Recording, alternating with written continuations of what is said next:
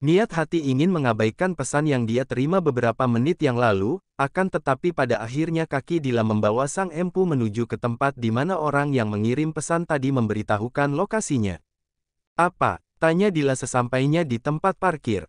Meskipun agak jengkel, tetap saja ia menuju ke tempat di mana Kendra berada. Kendra menoleh ke belakang, menarik sudut bibirnya ke atas lalu turun dari motornya. Pakai helm dulu, biar nggak kepanasan, ujar Kendra secara tiba-tiba mengarahkan helm full face itu ke arah Dila. Tentu saja membuat Dila bingung dan mundur sedikit. Buat apa? Tanya wanita itu dengan tatapan bingung. Pulang bareng, jawab Kendra dengan begitu santai. Dila menatap ke arah motor gede milik Kendra, lalu berganti menatap sang pemilik motor.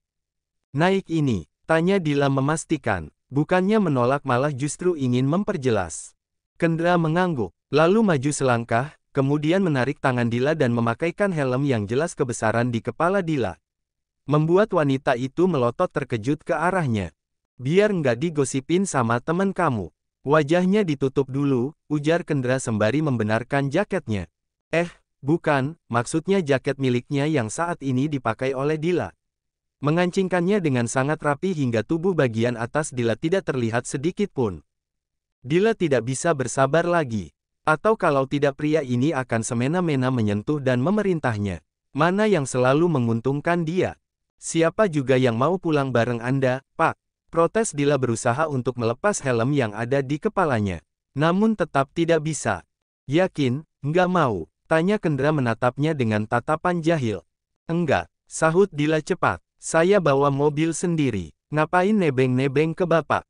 Aneh banget jadi orang, imbuhnya dengan nada kesal. Romantisan naik motor, ucap Kendra. Lalu pria itu menarik tangan Dila agar mendekat ke arahnya. Dila memutar bola matanya jengah. Berbicara dengan dosen pengganti Yabek ada di depannya ini memang mengharuskan mempunyai stok sabar yang banyak-banyak. Kalau tidak, sudah jelas akan membuat emosinya langsung meledak begitu saja. Bapak Kendra Rayansyah yang terhormat, apa Bapak tidak lihat model baju yang saya pakai sekarang? Kalau dengan rok hanya selutut seperti ini, terus saya naik ke atas motor Bapak, apa tidak terbuka rok saya? Masa saya harus amal di sepanjang jalan pulang? Mana cuacanya panas, lagi. Sabisanya nanti kulit saya belang. Omel Dila mencoba untuk memberi pengertian kepada pria itu. Namun, yang ditangkap justru maksud yang lain. Kendra tersenyum tipis, lalu mencolek dagu Dila hingga membuat wanita itu tersentak kaget.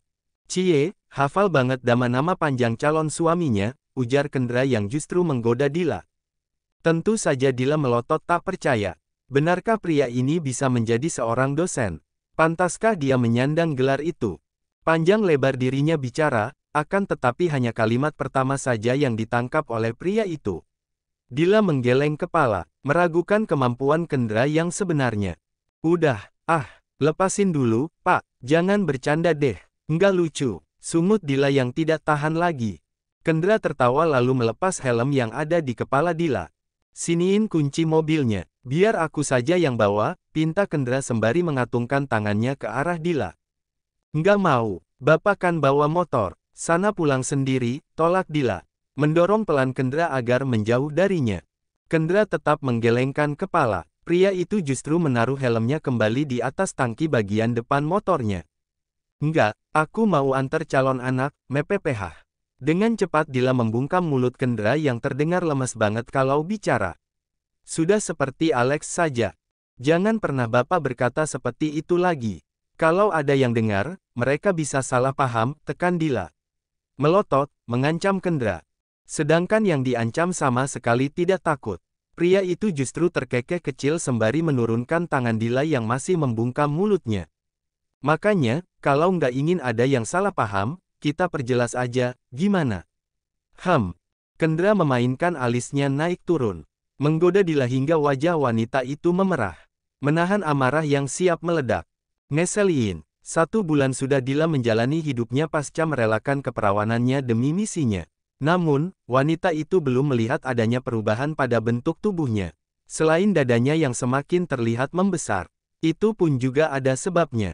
Tentu saja Dila merasa frustasi. Masa ia harus mengulang perbuatan itu lagi? Dan dalam 1 bulan itu juga hidupnya di kampus menjadi tidak sebegitu tenang. Bagaimana bisa tenang, jika dosen pengganti Bu Mawar masih saja aktif di sana? Terkadang Dila ingin sekali menjenguk Bu Mawar. Ingin tahu seberapa parahkah penyakit yang diderita wanita parubaya tersebut. Akan tetapi, niatnya selalu terhalangi. Setiap kali ia bertanya pada Kendra, pria itu selalu menjawab lain dari pertanyaan yang Dila lontarkan. Mengatakan kalau Dila sangat tidak sabar untuk bertemu dengan keluarganya. Jelas saja, Dila menelan kembali niatnya. Ini sudah 1 minggu Dila tidak melihat dan terganggu lagi oleh dosen gadungan tersebut. Sehingga membuat harinya di kampus terada kembali seperti dulu. Walaupun ada yang sedikit berbeda. Itu Bu Mawar udah datang, ucap Amira yang sedang duduk di pinggir jendela kelas. Kebetulan juga wanita itu menatap ke arah luar jendela dan tidak sengaja melihat kedatangan dosen yang sudah lama tidak masuk. Dila yang mendengarnya pun menoleh, ikut mengintip dan benar saja. Wanita parubaya yang sempat dia khawatirkan sekarang sudah masuk kembali. Ada rasa lega, namun ada rasa yang hilang dari dalam diri Dila. Entah apa itu, yang jelas terasa tidak nyaman. Semua diam di saat Bu Mawar masuk kelas. Materi pun dimulai, dan di sepanjang materi yang disampaikan oleh Bu Mawar, Dila tampak diam dan tatapannya mengarah ke ponsel yang ada di atas meja. Seolah berharap ponsel tersebut menyala. "Lo kenapa? Sakit?" tanya Amira ketika mendapati sahabatnya bersikap lain. "Biasanya kan kalau pas ada Bu Mawar, lo antusias banget. Kok ini kayak ogah-ogahan gitu mukanya?" Tentu saja, sebagai teman dekat Dila, Amira sangat tahu kebiasaan Dila jika sedang bersama dengannya. Lebih lagi ini sedang ada dosen favorit Dila yang mengajar. Sementara Dila menggelengkan kepala, lagi pusing mikirin perusahaan, ujar Dila.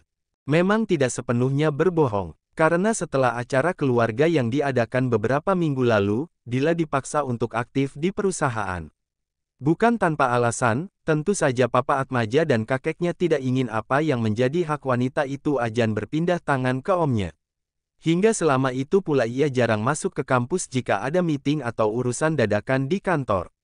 Amira hanya mengangguk saja, tidak mengerti sama sekali urusan perusahaan itu seperti apa. Ya gimana lagi, orang lo anak tunggal. Mau nggak mau kan juga lo harus belajar jadi pemimpin, kan? Sahut Amira. Bukan itu sebenarnya yang sedang Dila renungkan saat ini. Entah kenapa perasaannya jadi tidak nyaman saja. Lo mau jadi adik angkat gue nggak? Biar lo aja yang pusing, entar dananya masuk ke gue, tawar Dila begitu asal. Mencoba untuk menghilangkan rasa kurang nyaman yang ada di dalam dirinya. Amira langsung melirik sinis, lalu memukul pelan lengan Dila. "Ogah banget gue, lo jadiin mesin atom kayak begitu," sahutnya yang mendapat kekahan kecil dari Dila. Padahal dia serius, tetapi kalau papanya mengizinkan, sehingga dia tetap bisa hidup bebas seperti dulu. Tidak seperti sekarang. "Entar gue bilang ke papa suruh angkat lo jadi anak," ucap Dila yang masih melanjutkan pembahasan tersebut. Jangan ngadi-ngadi deh," seru Amira yang tanpa sadar, membuat seisi kelas menoleh. Bahkan sampai Bu Mawar menggeleng kepala melihat tingkah lakunya. Di pertengahan materi yang masih berlangsung, tiba-tiba saja Dila merasakan perutnya yang kurang nyaman.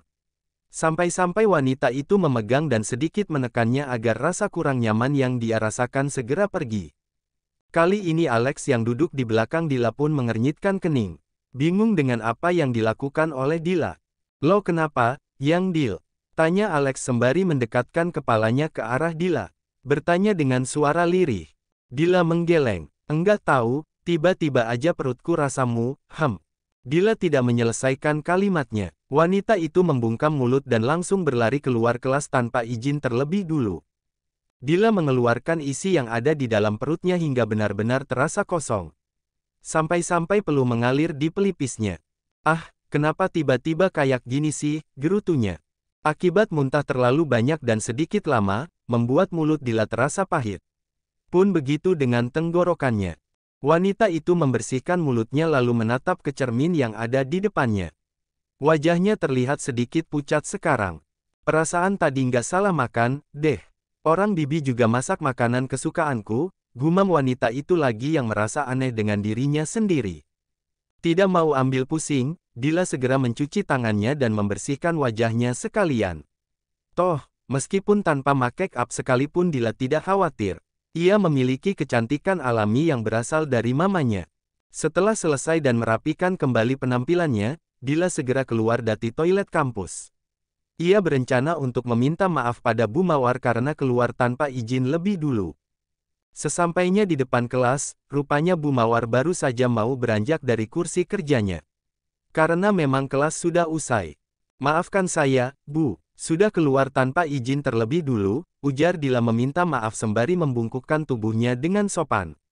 Bu Mawar tersenyum lembut ke arah Dila. Tidak ada raut marah sedikit pun yang ada di wajah wanita itu. "Apa kamu sakit, Dila?" tanya Bu Mawar membuat Dila mengangkat kepalanya. Menatap jelas ke arah Bu Mawar. "Kok wajah kamu pucat banget?" imbu Bu Mawar yang tampak khawatir. Dila menggelengkan kepala sembari tersenyum tipis. "Tidak, Bu, ini saya tadi cuma muntah. Mungkin karena masuk angin, jadi sekalian cuci muka biar fresh. Jadinya hilang deh make up saya." Bu Mawar paham. Wanita itu mengangguk lalu mengusap bahu Dila. "Ya sudah, kalau memang nggak enak badan, mending pulang saja langsung. Tidak usah mampir-mampir dulu. Jaga kesehatan, ingat Bu Mawar," sedikit tahu kebiasaan mahasiswinya yang satu ini. "Sudah tidak lagi, Bu. Terima kasih," balas Dila, menyiratkan kalau dirinya sudah tidak lagi mampir ke klub sepulang kuliah. Kemudian Bu Mawar pergi keluar dari kelas. Karena memang materi yang beliau ajarkan sudah selesai. Sedangkan Dila berjalan menuju kursinya, mengambil tas dan berniat untuk pulang. "Lo nggak apa-apa, Dil?" tanya Amira pertama kali pada Dila. Pun begitu dengan Alex yang langsung mendekat ke arah Dila. "Ayang kenapa? Sakit? Mules? Atau belum makan?" cecar pria setengah wanita itu. Dila menggeleng kepala. Jangankan untuk menjawab panjang lebar pertanyaan dari teman-temannya. Berdiri tegap seperti ini saja kepalanya terasa pusing. "Gue mau pulang," hanya 3 kata yang terucap dari mulut Dila. "Jangan dulu deh, Dil. Si Joanna udah nunggu kita di kafe biru," cegah Amira membuat Dila menaikkan satu alisnya. "Joanna?" ulang Dila. "Iya, dia udah pulang semalam dan sekarang ajak kita ketemu di sana. Karena nggak mungkin ketemu di kampus. Malu katanya." Orang perutnya udah besar kayak begitu, jelas Amira mengenai teman mereka yang satu lagi. Dila segera mengambil tas dan ponselnya. "Gue nggak bisa kalau ketemu sekarang. Gue nggak enak badan," ujar wanita itu. Membuat Amira dan Alex mengangguk pasrah. Mau gimana lagi, memang muka Dila sekarang terlihat pucat. "Ya udah kalau gitu, gue panggilan taksi aja ya. Biar lo selamat sampai tujuan. Nanti mobil lo gue antar ke rumah." "Nggak enak juga udah ditunggu Bumil di sana. Masa iya kita nggak temuin?" ujar Amira yang diangguki oleh Dila. Kalaupun ia membawa mobil sendiri, Dila tidak tahu pasti bahwa ia akan selamat sampai tujuan. Karena rasa pusing yang menghinggap di kepalanya kian terasa lebih jelas. Mereka pun pergi ke arah yang berbeda. Tentu saja Dila menuju rumahnya dengan taksi yang dipesankan oleh Amira. Sedangkan Amira dan Alex membawa mobil milik Dila ke arah kafe biru. Di mana tempat janjian mereka bertemu dengan Joanna. "Maaf ya, sedikit telat," ujar Amira menghampiri seorang wanita dengan perut yang besar. Joanna tersenyum. "Nggak apa, lagian gue juga baru sampai." "Mana Dila?" tanya Joanna yang tidak melihat keberadaan Dila. "Dia nggak enak badan katanya," jawab Alex. "Tumben banget, padahal dia kan yang paling anti sakit di antara kita," ujar Joanna sedikit heran. "Tahu tuh, dia tadi muntah-muntah katanya di toilet. Wajahnya pucat banget," sahut Amira. Kemudian mereka pun duduk di kursi yang tadi sudah ditempati Joanna lebih dulu.